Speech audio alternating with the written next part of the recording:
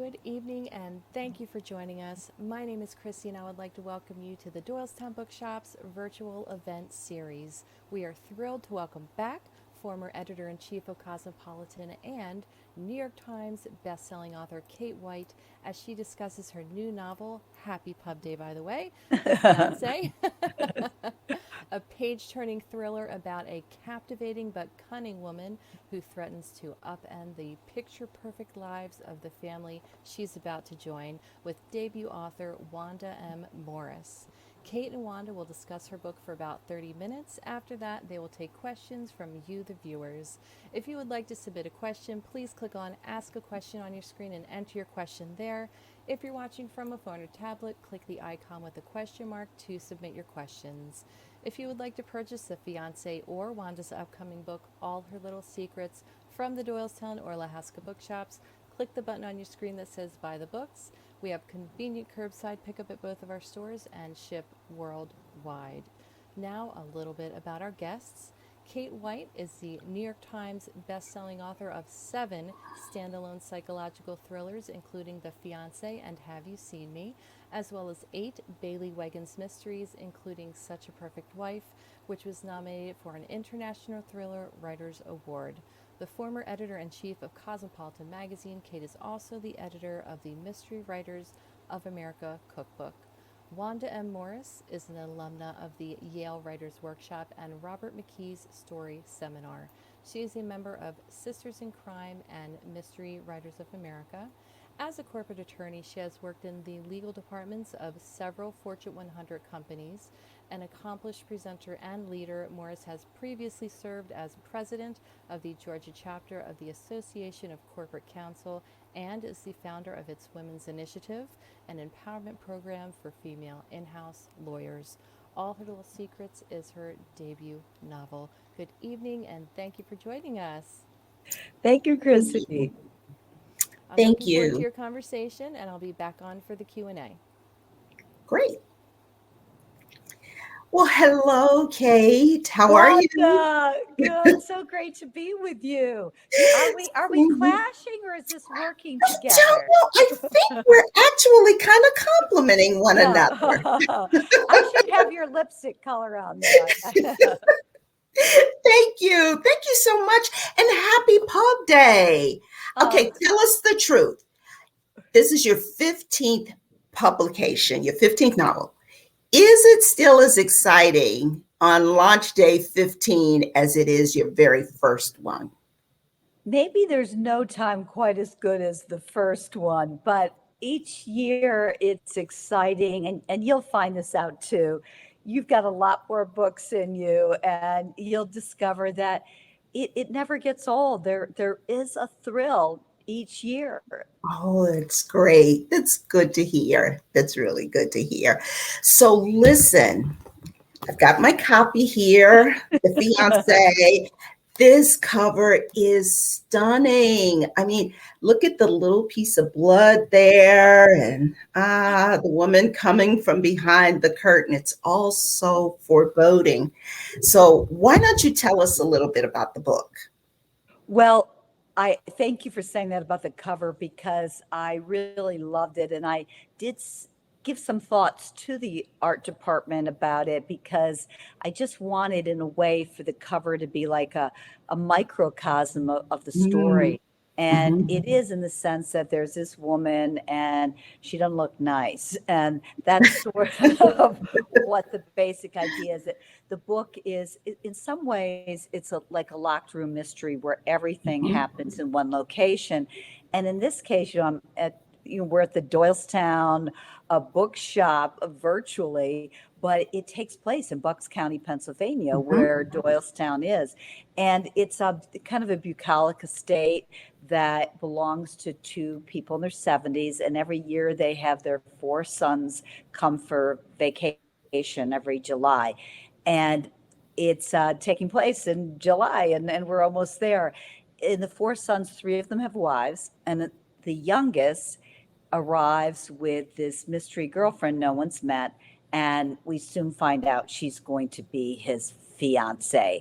And it starts with some tension because she's upsetting the ecosystem a bit, at least according to one person, Summer, who is the protagonist.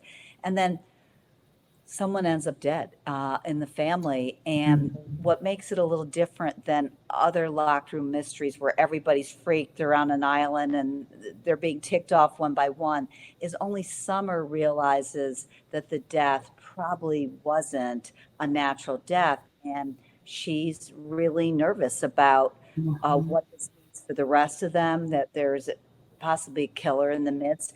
And she's got to convince the others, at the very least her husband, that there's a problem.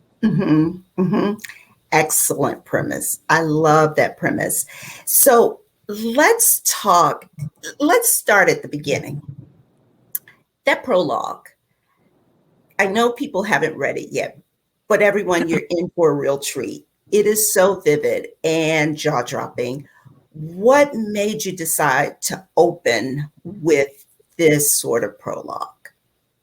Well, look, as you know so well and executed so well in All Her Little Secrets, today readers don't have the same attention span that they had when they read Agatha Christie, and there isn't a dead body sometimes to 100 pages in.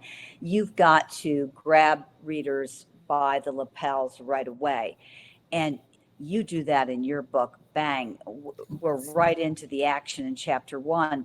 But I wanted to start with Summer and her husband arriving at this estate and just sort of set this the stage for this incredible property where in the past all good things have happened. Yeah. And Summer's been dazzled by this. She hasn't come from the same kind of family, and she loves her parents, but this is wealthy, and it's hard not to be impressed. Yeah. But that's not going to grab anyone by the lapel. So I felt I needed a prologue that would give a foreshadowing of some of the bad stuff that's coming down the road. Yeah, and there is. So let's talk a little bit about that setting you referenced. I mean, just the way you described it, it's very beautiful, these lush grounds, and it's very bucolic.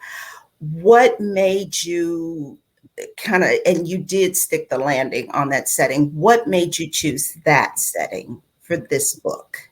Well, look, again, as you know, we write what we know, or when we do, it makes it easier for us. And Sure. Your protagonist is an attorney, and I never doubt, because I know you're an attorney, and I never doubt for a minute the everything that we know from her, because it adds something special to the book, because there's an authenticity, and I sense it, and I know this is really what's going through a lawyer's mind, and this is what she brings to it.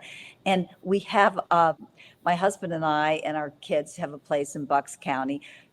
It's not this place. But so what I did was I just kind of put it on steroids.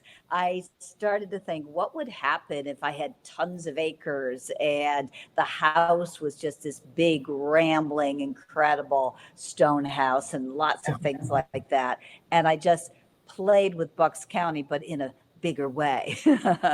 Well, you did it really well, because I was there. And in addition, just kind of reading that setting, I learned so much about plants and the grounds. And I thought, wow, how interesting. I thought you landed that one really well. Well, the mother, who is the sort of the matriarch of the family, she's a landscape artist, and she develops properties for people, and she's really done a great job with this place, and it just adds a little, I think, to the setting to have that aspect to it, and then of course there's the pool and the tennis court, and yes, and then all these sort of interesting meadows she's planted, and I like the idea that maybe there's just a little foreboding when we won't, and there should be when you read about the landscape.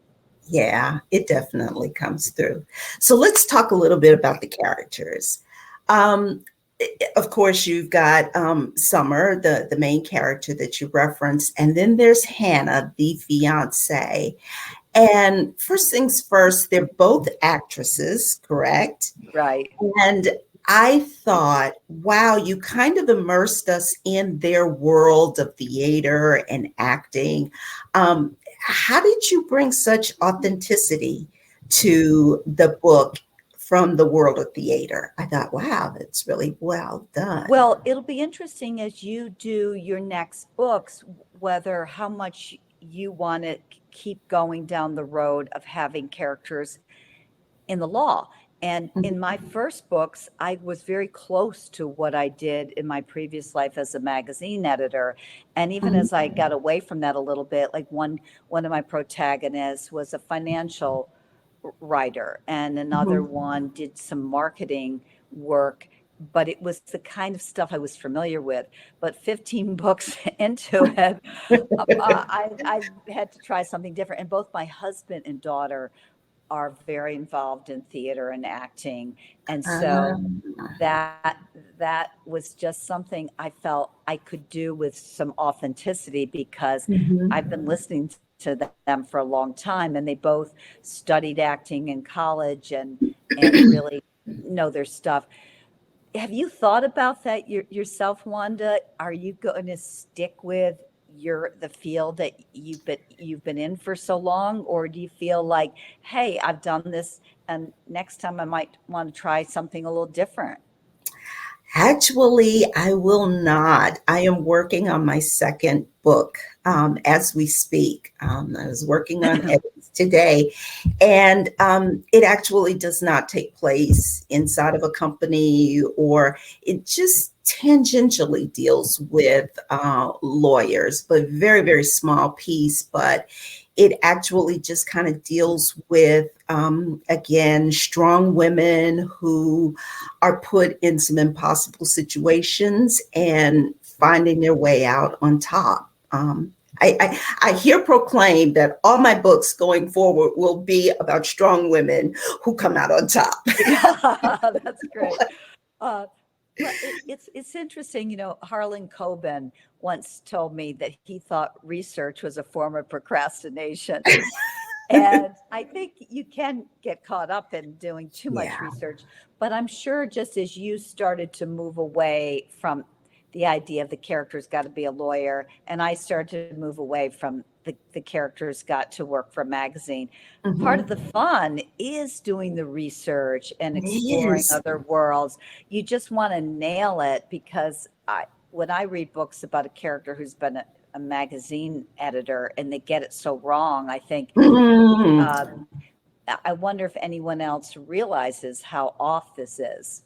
Yeah, I hate that when I certainly won't name names, but I've read some books, and I will usually forgive an author one or two little missteps, because I'm like, it's kind of artistic license. That's okay.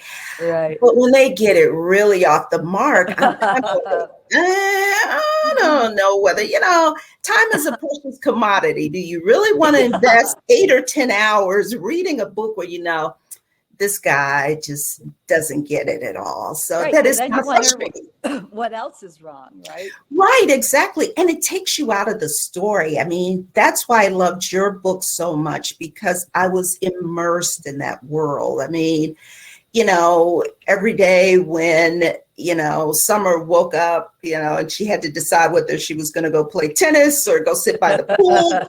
I mean, I was there. I was always looking forward to, what was going to be served on the buffet. So I like books that immerse me in the world in which the writer is writing. And I thought you did that really well. You do that well with all your books. So. Well, I think that's the big part of it, escape. And you just touched on something that you and I had chatted about before. The whole idea of, we have both been in different careers. I mean, you still are. And we're making a big leap going into something very different, and reinvention. And I love the idea that you did the Yale program, the Robert McGee program, because as my agent says, one of the mistakes people make when they think I've got a novel in me, if they're somewhat accomplished in one field, they just somehow, she says, assume that I do this well, so I can do that well, without realizing you have to go back to square one. And you obviously had no issue figuring that out. Hey, I've got to go back to square one and learn the craft. Yeah, most definitely. I mean, as a lawyer, you write a lot, you read a lot, you write a lot, but it's a very different type of writing. Um, you know, I I started this book and I kind of put it down because I knew that's not quite right. You know, you can read a book and then you can read my first manuscript and tell that's not a book. So I knew that I needed to learn how to write a book. I needed to learn about story structure and pacing and plotting. And that's not what they teach you in law school. So I did go do you find, you know, one of the things they often say about fiction, it needs to be about show, not tell. That you just can't say she felt angry. It's much more interesting to the reader to show her being angry, punching someone's lights out or kicking down a door or something like that. Yeah. And yet I know in magazines, it's all about tell. And I assume with law, the writing is about tell too. And did you find you had to kind of burn some of that off? I did. Again, it was, I think for me, it was finding kind of my momentum in writing. And by that, I mean, I think every author kind of has a groove that you get into. And, you know, you could do that kind of always telling, and it just doesn't get you far because it just lands so flat. But for me, when it kind of finally clicked is when I heard someone at a workshop, because I was trying to learn characterization. How do I imbue this character with a certain voice? And the instructor said, you know, think about those things that you tell yourself. And that's what you want to put on the paper. And so you don't necessarily tell yourself, I felt angry that someone did that to me. You're like, I want to clock that guy. Right. And that really stuck with me and helped me with things like voice and characterization. So, yeah. Well, your character, is that how you say her name? Because I've just read it. Elise. Yeah. She, I feel I would recognize her if she just walked in here. She is so well drawn, and I have to say, I like her a lot. I like her too. Yeah. She's got some secrets, and she hasn't always been a good girl.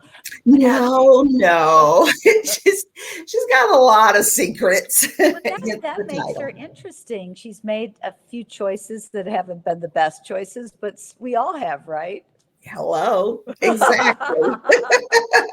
That's what I like so much about Summer, because you referenced it earlier, how she kind of loves this world of wealth and, you know, prestige and, you know, the landscape of it all.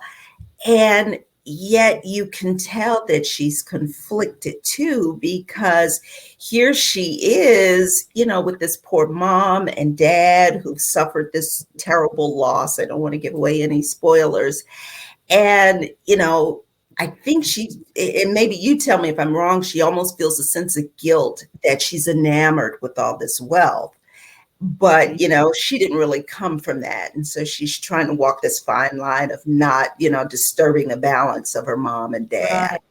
She's got good parents, and they are not, they're definitely middle class, and she grew up comfortably, but there was a tragedy in her family. And so there's a little bit of a pall that's been cast over her family. And then with the Keatons, they're charming, they're charismatic, they've got these great properties, a home apartment in Manhattan too. And as she says, they had me at come in, so nice to meet you.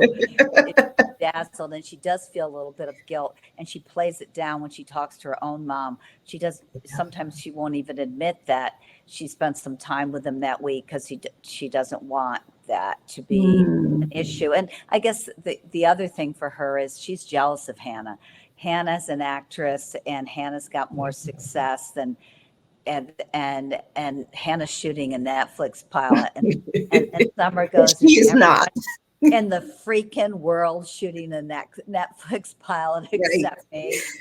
So a part of what makes it hard for her to make people understand that Hannah might be a problem, that there's an issue, that they might be in danger, is that she's exuding a certain amount of jealousy in regard to Hannah. Yeah, definitely.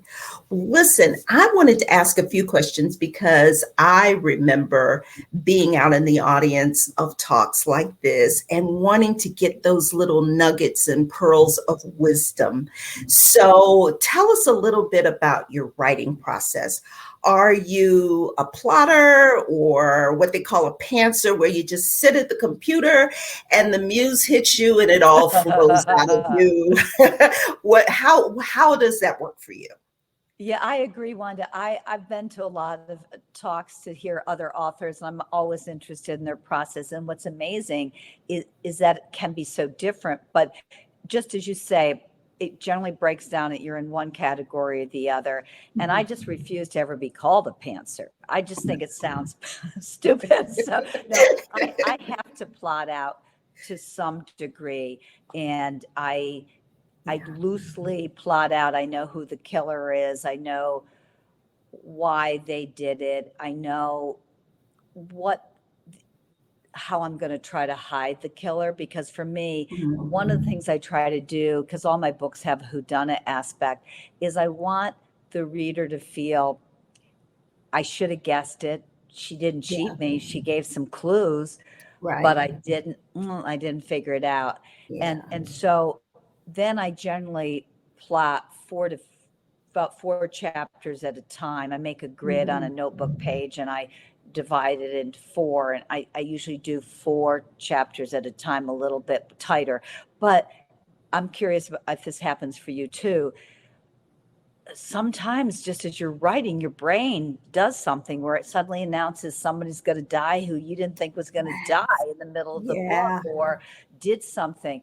Are you a plotter or pantser, and are you just sometimes struck too by how wild it is that things come out of our mind that we didn't even see them forming there? Yeah, exactly. I call myself a plotter as well. I just feel like, because I remember I worked on this book and then sat it down. And when I worked on it previously, that's when I was just sitting at the computer waiting for the muse on my shoulder to say, go, Wanda, go. And we saw how that wound up, right? So I usually start out with an outline where I kind of map out the big beats of the story, like, kind of what kinds of big twists or turns are going to happen in the story. And that's kind of a Robert McGee thing, right? It is. It actually is. It actually is. And then about halfway through, because I kind of get about halfway through, and that's where things kind of take a turn. And I either figure out, nah, that person's not going to be the killer, or, oh, that person's got to go. We got to kill that person. And so that's when I kind of put that aside and kind of see where the story is taking me. And then when I get back to the back half of the story, I like to kind of map out how the ending is going to go, just because I like the reader to, like you say, go, oh, gosh darn it, I should have seen that coming. And I did.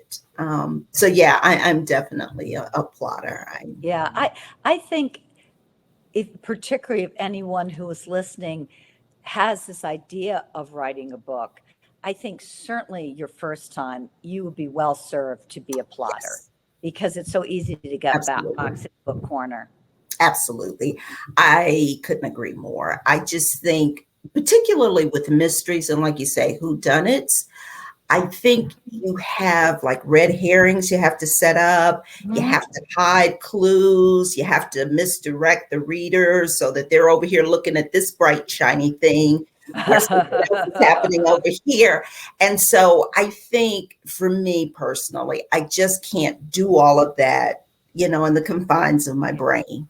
Right, you said it. It's the red herrings and the clues. And Mhm. I actually found it was helpful when I was first starting out. I read a couple books on magic because magicians are all Oh, about direction. And it was helpful for me to, it's different, but they're basically on one level doing the same thing.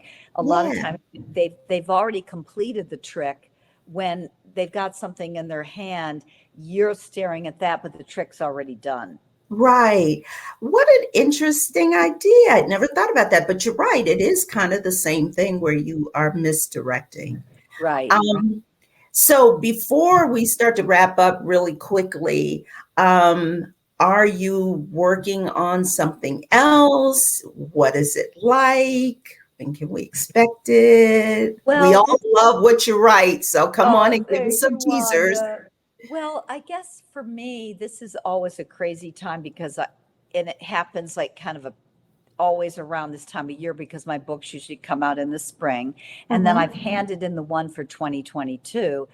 And the editor she might take 6 to 7 weeks to read it and send me her notes. And Mhm. some years those notes are a little tougher than other years. She might want me to do a little bit more.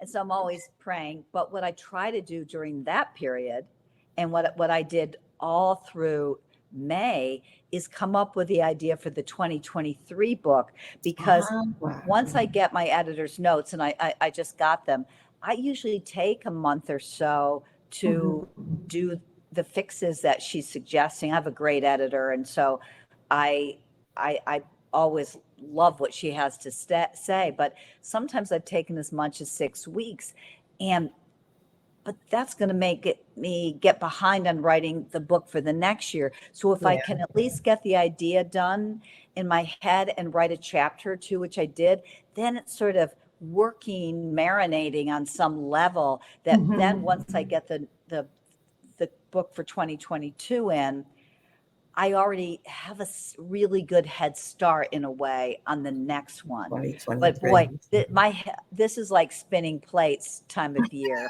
Whenever this happens, it's like, oh boy, I lose track Trying to of keep it all what the together. characters' names are. When is your next book going to come out? I mean, well, first of all, what's the pub date for you for All Her Little Secrets? So, All Her Little Secrets comes out November 2nd of this November year. 2nd.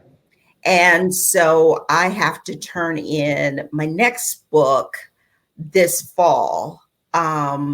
So I am, rapidly working on that to get So that you're going to do in one a by year, this. one a year Right. as well. So I Yeah. have to, get that one in by this fall. Yeah. So yeah. And like you, I like to let things kind of marinate. So I want to kind of turn this in and then kind of marinate on book two's characters. I don't have a title for it yet. Yeah.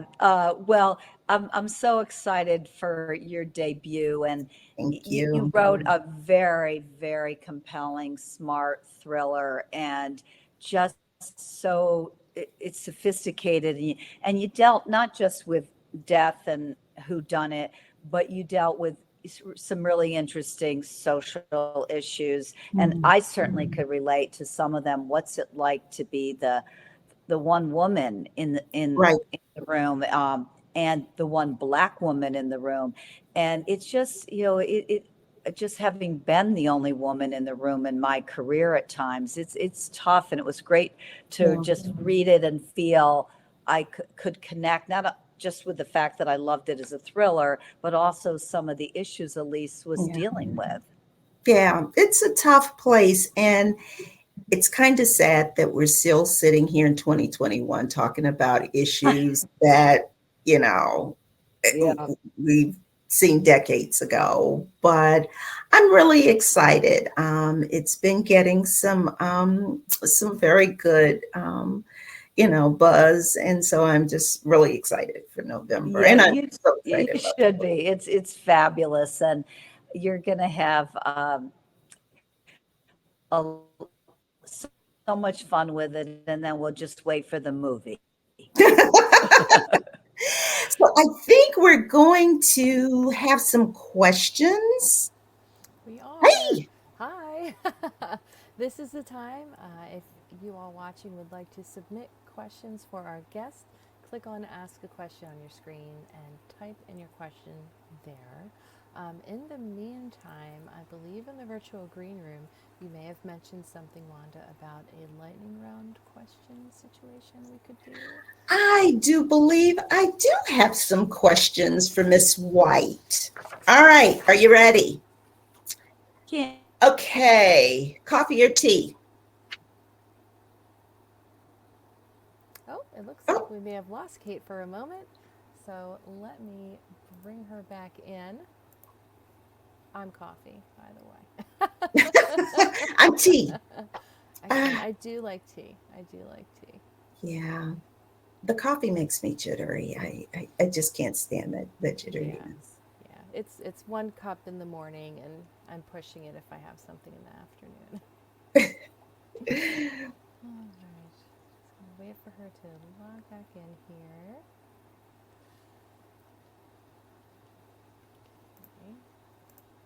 Okay. Oh, I see my friend Kelly. Hey, Kelly. She's on. She says my hair looks amazing. Thanks, Kelly. Well, Wanda, I could Oh, ask you a question while we're waiting for Kate to come back. Would you ever turn your book into a series or movie? oh gosh. Hollywood, if you're listening, when I sat down to write the book, the characters speak to me not in a woo-woo kind of way, but in that kind of way where I see pictures and I can see them talking. And, actually my husband was the one when, I first told him, I think I want to write this book. And he says, well, tell me, what's it about? And I told him, and he says, I could see that as a movie. And I was like, really? But I really do kind of spend time with the characters. And so I get a sense in my head of what they look like and what they sound like. So, yeah, if Hollywood, if you're listening, I'm here. And there's a question in the chat. Where and when do you feel most inspired to write? Oh, I am a morning person. So I think I'm a lot clearer, a lot fresher early in the morning, but not too early. I'm not one of these 5 a.m., get up in the morning kind of persons, but I'm usually pretty good in the morning. And if I have a nice view. So, it's funny, I go on vacation, but if I've got a nice view out into an ocean or into some mountains, I really do feel inspired to write there as well. Kate, where are you? Did she run away because I had lightning round questions? I know. I'm looking for her to log back in. She was disconnected. But that is okay. We will work it out. I see my friend Hank. Hi, Hank. Oh, I see all my buddies. It's so fun to see everyone in the chat. It really is. Thank you all for coming. And you guys, you got to read Kate's book again, The Fiancée. It's excellent. I read it in 3 days, and the only reason why I didn't read it in a day or two is because I have a 12-year-old and family and life and stuff. And then, of course, my books are behind me, all her little secrets. Ah, there she Hey, is. was it something I said? No, we figured you got scared of my lightning round questions and ran away.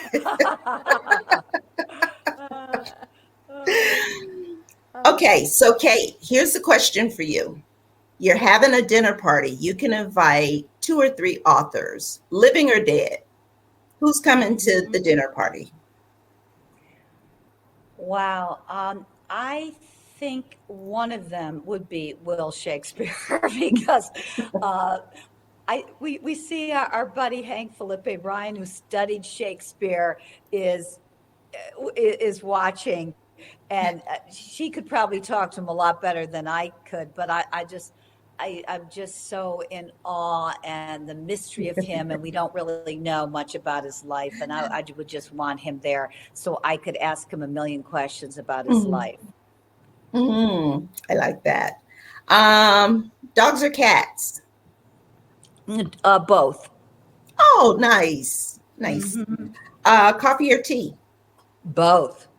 Oh. Yeah, I go in the morning from tea to coffee, and then after lunch tea, then after lunch coffee, and then the last espresso I have is usually at 9:30 at night. Really? And it doesn't impact your sleep at night? Even if it does, I don't care. Okay, gotcha. And where's your favorite place to write? I have to write in a small, dark office. And even in our home in Uruguay, where we live in the winter, I have a small little dark office. I like it dark and womb-like, and that's good for me, and a big flat desk. I think I heard you in an interview once, and you said you didn't like a lot of visual clutter on your desk, and I like that term. Yeah, I'm so easily distracted. Like if I'm in my office and I notice the pad under my rug sticking out, I'll take the time to trim it. So I can't have any distractions. So I try to keep down the visual noise. Visual noise too. See, I cannot write to music. I know a lot of my friends do, and I have to, it's weird. I'm kind of really old school. I write all my first drafts by hand, longhand. I only do revisions on the computer. Yeah. Very delayed. Wow. Yeah, all first drafts are by longhand, and I have to do it in quiet.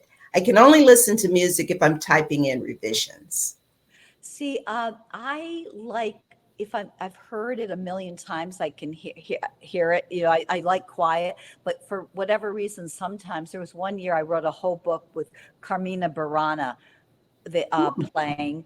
And sometimes I'll listen to meditation music or opera, but nothing else. I couldn't listen to pop music and sometimes even though I like those sounds, I just have to turn them off and just have silence.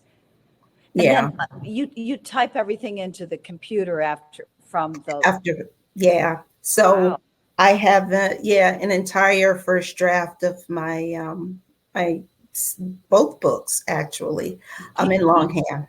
Do you think, because I've heard, and I do my outline handwritten, that when you are writing by hand, it activates a different part of your brain than when you're typing? Do you think that's part of what's going on? It actually does. And I was just explaining to folks that, you know, as I am, you know, writing a book, I am seeing pictures of the characters in my mind. I'm hearing their voices. And so I think all of that is as a result of me sitting there kind of with the long hand and writing out these words, because it gives me time to let them marinate in my brain and it kind of flows out that way. It sounds kind of weird.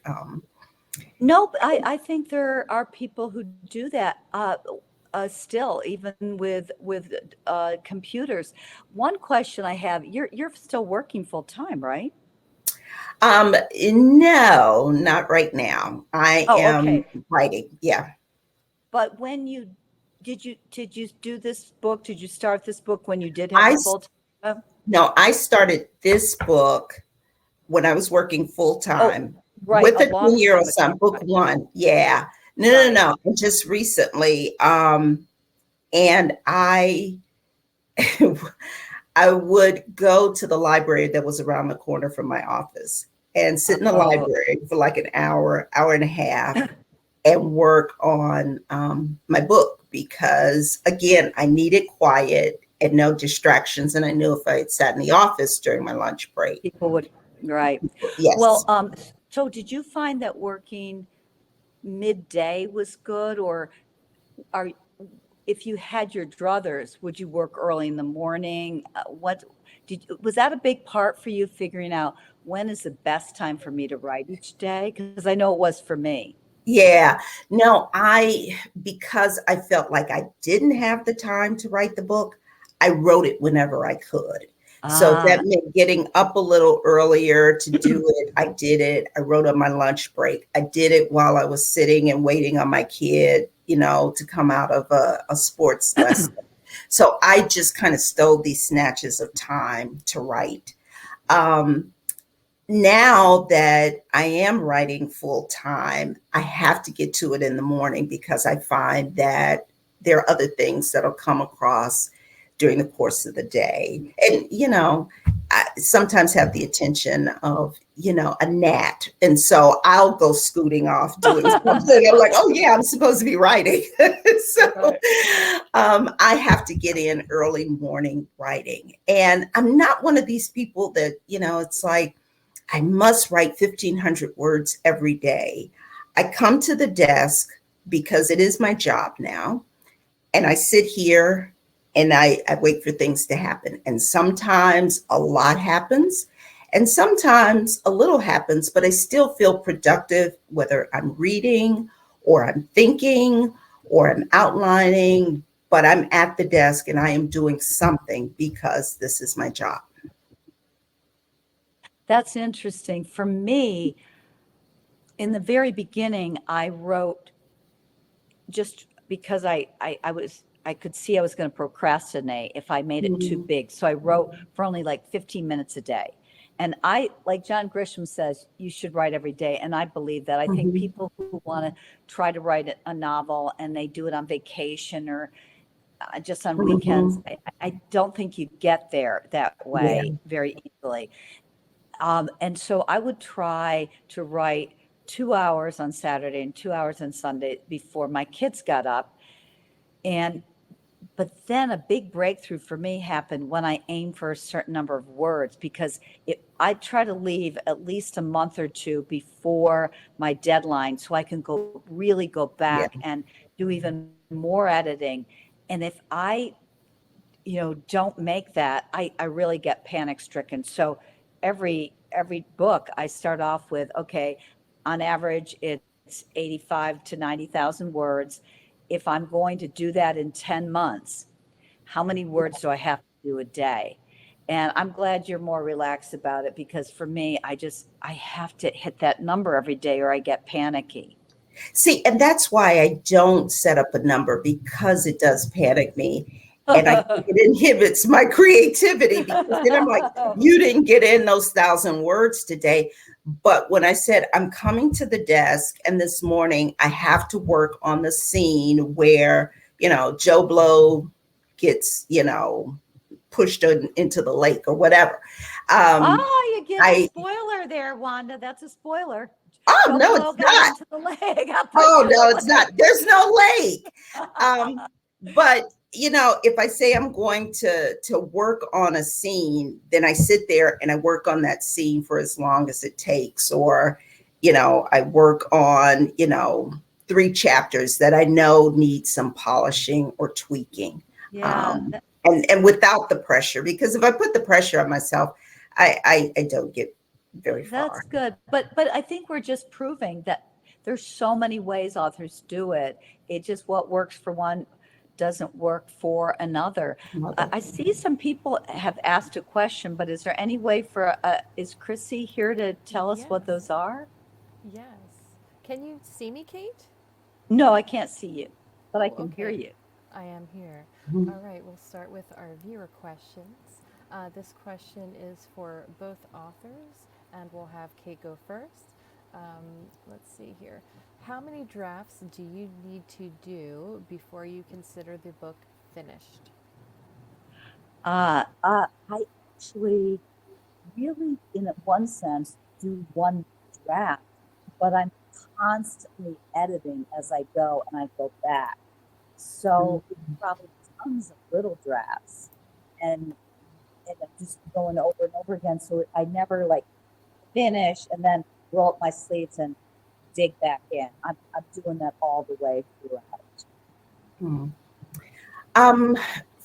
For me, this was my first book. I was learning how to write a book. So there were 152 drafts. I mean, in all seriousness, I did a lot of drafting because, as I've said before, I had, I queried the book and I got a lot of rejections. But in some of that rejection, people were very helpful. They said, this book, agents would tell me, this book doesn't work for me, or I, can't really, get into the character, into the protagonist. But if they gave me some kind of solid advice, like, I think you need to work on X, Y, Z, I took that advice and I used that.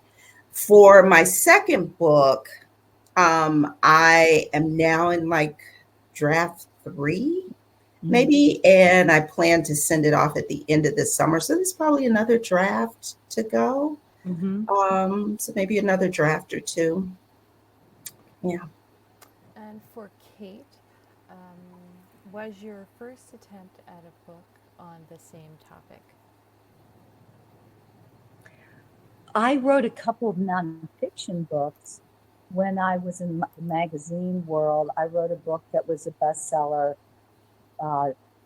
probably 25 years ago called Why Good Girls Don't Get Ahead, which was just so much fun to write. And I really love talking to women about the importance of this.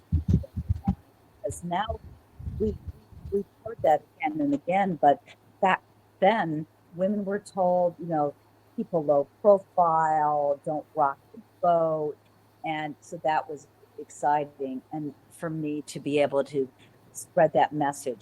But then with my fiction, I had an idea for my first one, and it involved the magazine business, and it was kind of someone is killing the editors of women's magazines, and that was sort of an easy one for me to come up with. And it's been more complicated since then as I've moved away from that. But I usually, for ideas, I'll start with just a germ of something. Sometimes it'll be a headline. Sometimes it'll just be something someone says, and then I play the what if game. What if this happened, or what if that happened? Okay, this question is also for Kate because Wanda already answered it while we were reconnecting Kate to Crowdcast. Kate, would you ever turn your books into a series or movie? Well, I could hear Wanda saying, Hollywood, if you're out there.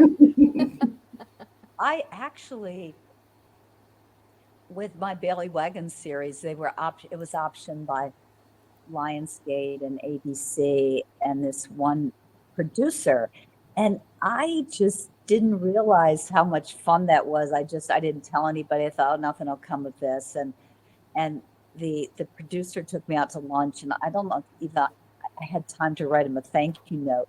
And then I saw him accepting the Oscar, which it turned out he didn't really get it, for La La Land, because we know that they made a mistake. But it was Mark Platt. It was sort of like, wow, I should have dined out on that when I had it. But then what happened, ABC renewed the option a number of times, but then they decided they were going to do another kind of detective show that involved a housewife. And I don't think that ever happened. But I guess I have mixed feelings about it. It's certainly great when they get it right. But look what happened to Jack Reacher, that it sold more books for Lee Child, but people did not like Tom Cruise playing the 6'5" Jack Reacher. And so it can help, but it can also undermine you too, I think, in certain cases. And this question is for both authors. We'll have Wanda go first on this one. What is your best advice for beginning writers? I know it sounds like a cliche, but don't give up. If you are determined that, you're going to write this book and you're going to see it through, because a lot of writers, and I think, Kate, you mentioned this earlier at the top of the conversation, they have some great idea. They say, I've got this, this book in me. And then they take one or two stabs at it and they let it go. And, I almost did the same thing too. I put mine in a drawer for several years before I pulled it back out. But I tell some people that, kind of my mantra while I was writing this book was this gospel song that I really like. And the lyrics are something like, I almost let go. I was right at the edge of a breakthrough and couldn't see it. And I think that's the way writing is that you just don't know how close you are, and stay in the game. Yeah, I would say just what Wanda and I touched on earlier, it's a whole different skill set, and you need to go to school and learn how to do it. In Wanda's case, she did a program at a university. She also went to the Robert McGee thing. I bought a million books on how to write a mystery. And I remember I went to this mystery bookstore here in New York, and there was a very obnoxious sales clerk.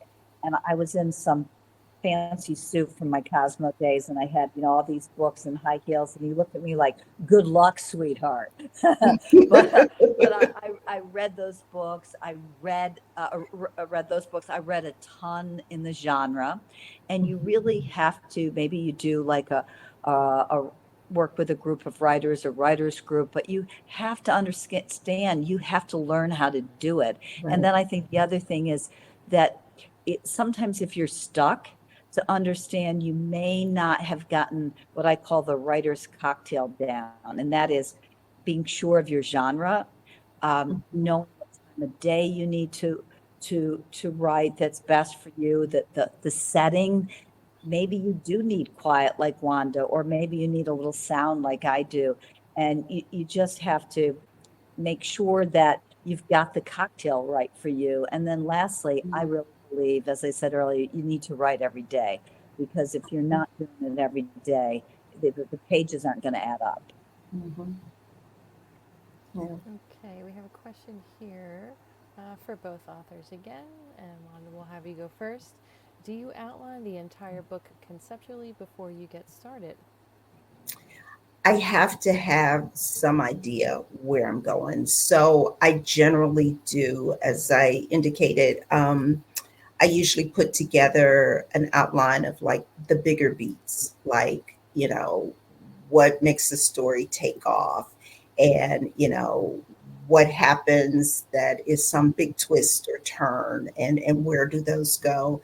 And I usually have some sense of the ending, although that can change depending on, where I get in the book and where the characters kind of lead me. But I generally have to know where I'm going, so I outline, and it's not like a 35-page outline. We're talking like 6 or 7 pages where I have just jotted down, here's what happens and here's what happens here. So that's kind of my process.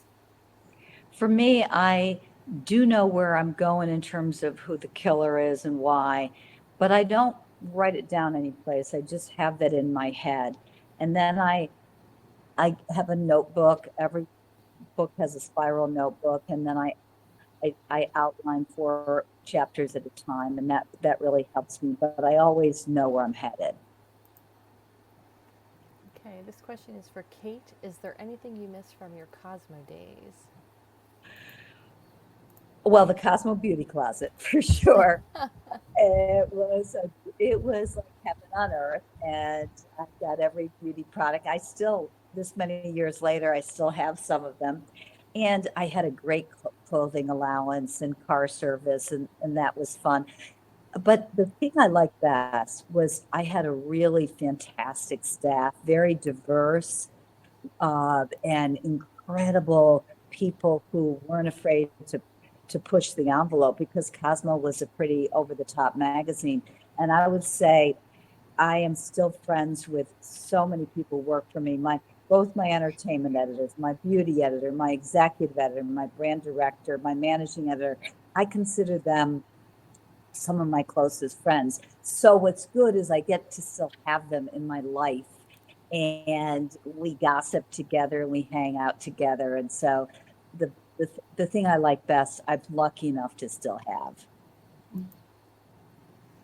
And also, Kate, will there be any more Bailey Wiggins books?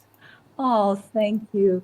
Well, I love doing Bailey Wagons, and I'm sure Wanda has heard about this too. Right now, I think series aren't doing as well as standalones, and my publisher just loves me doing standalones, and I feel like right now that's what I need to do. But I hope someday that there'll be a chance on another Bailey book, because I love that character, and she's in my head. Wanda, did you toy at all with writing a series? Because Elise could have her own series theoretically, right? Yeah, theoretically she can. I did, and the only reason why I didn't is because the story itself took me in a different direction. And once I started to kind of unpack Elise's backstory, I said, to heck with the series. I've got to write this the way the character needs to be written.